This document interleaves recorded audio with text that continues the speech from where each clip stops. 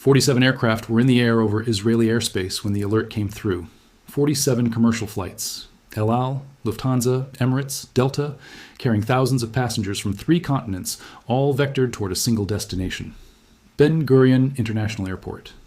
The beating heart of Israel's connection to the outside world, every single one of them was diverted within 6 minutes. Because, at 06:22 local time, Iran fired the Khorramshahr-4, its longest-range, heaviest payload ballistic missile, directly at Ben Gurion's primary runway complex. Not at a military base, not at a weapons depot, not at an intelligence facility hidden beneath a mountain, at an airport, at civilians, at the one piece of infrastructure whose destruction sends a message to every government, every airline, and every financial market on Earth simultaneously. Israel's skies are closed. And what Iran just did, and why it chose this target above all others, changes everything we thought we understood about where this conflict is going.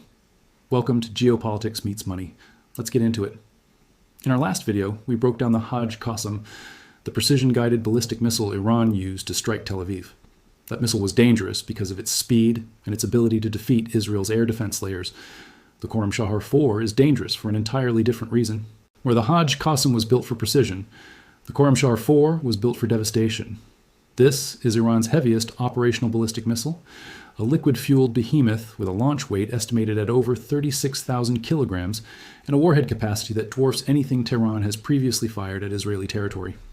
Western intelligence agencies have estimated its warhead at between 1,500 and 1,800 kilograms, more than double what the Hajj-Qassam carried.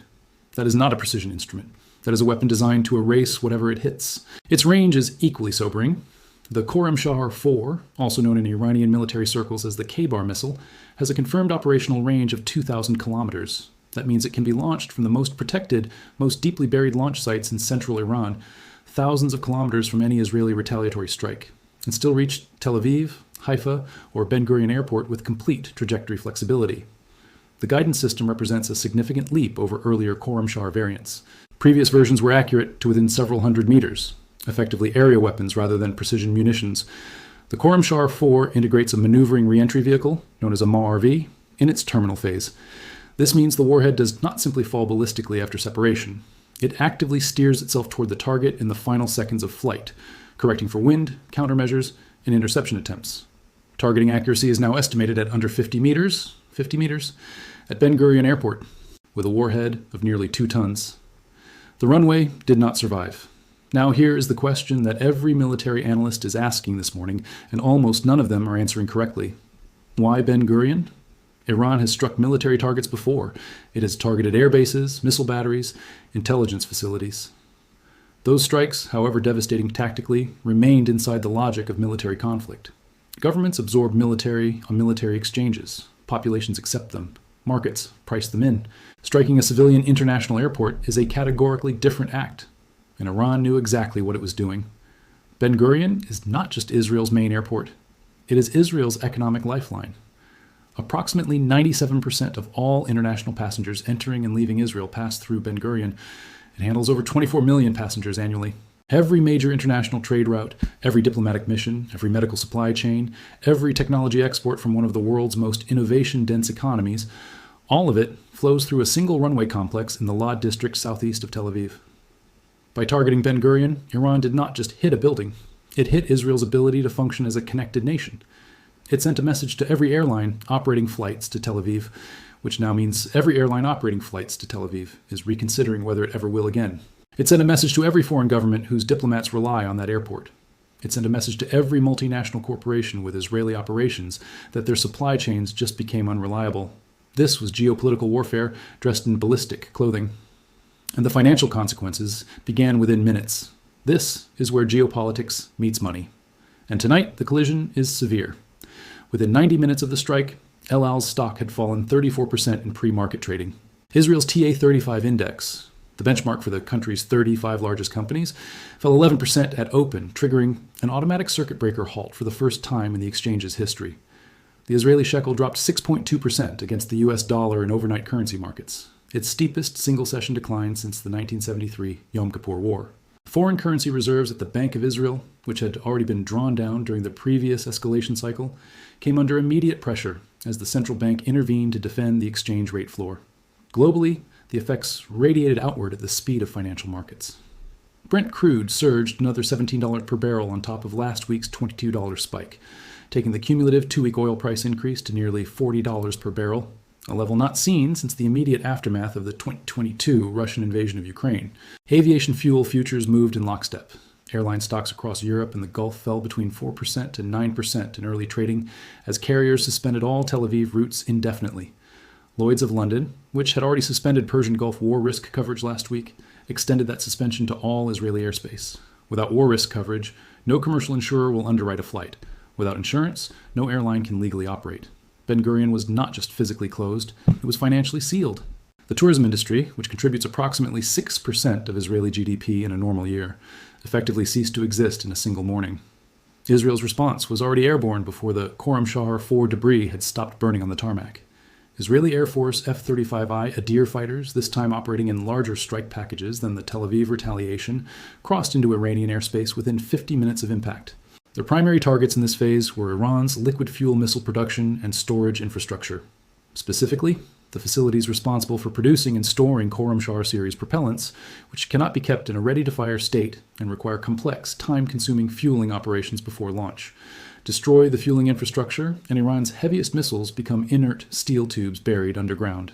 The Shahid Hemat Industrial Group complex south of Tehran, Iran's primary ballistic missile manufacturing center, was struck by a combination of Rampage air-launched missiles and a new weapon appearing in Israeli operational use for the first time, the ROX missile, a long-range air-to-surface weapon with a reported standoff range exceeding 300 kilometers, allowing Israeli aircraft to strike deep inside Iran without entering the most heavily defended airspace corridors. Simultaneously, Israeli corvettes in the Red Sea launched a salvo of naval cruise missiles targeting Iran's primary liquid oxidizer storage facility at Sharud, the logistical backbone of Khorramshahr-4 launch operations. Without oxidizer, the missile cannot be fueled. Without fueling, it cannot fly. Phase 1 objective: ground Iran's heaviest missile program before it could reload. Phase 2 went after something more valuable than hardware. Israeli signals intelligence, drawing on the same Unit 8200 penetration that located Brigadier General Hajizadeh last week, had identified the communications network coordinating Khorramshahr-4 launch authorizations. Every ballistic missile strike of this magnitude requires a command chain: launch authorization from Supreme Leadership, transmission to the IRGC Aerospace Force Operations Center, relay to the field launch crew. That chain has nodes, and nodes can be destroyed. In coordinated strikes, timed to within seconds of each other, Israeli forces hit the IRGC Aerospace Force's secondary command facility in Khojar, east of Tehran, and a mobile communications relay station in the Alborz Mountains that Unit 8200 had identified as the primary encrypted link between Tehran's leadership and its western launch sites. The strikes did not kill Iran's launch capability entirely, but they severed the secure command link between Tehran's supreme leadership and its field missile crews, forcing Iran's most sensitive weapons into a communications blackout at the precise moment the regime needed to issue further orders. In military terms, Iran's strategic missile force had just been partially decapitated, not destroyed. Decapitated.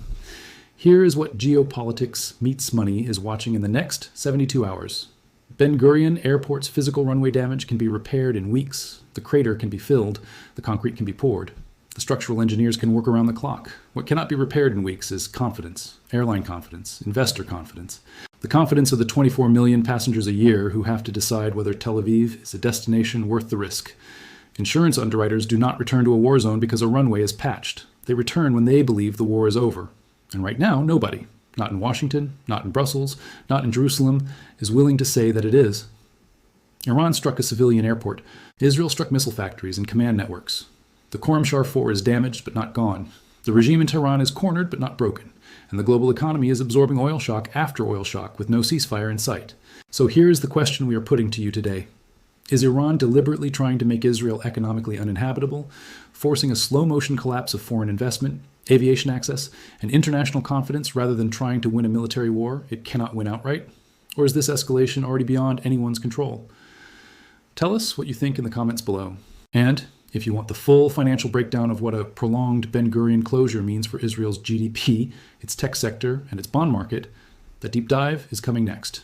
This is Geopolitics Meets Money. Stay sharp.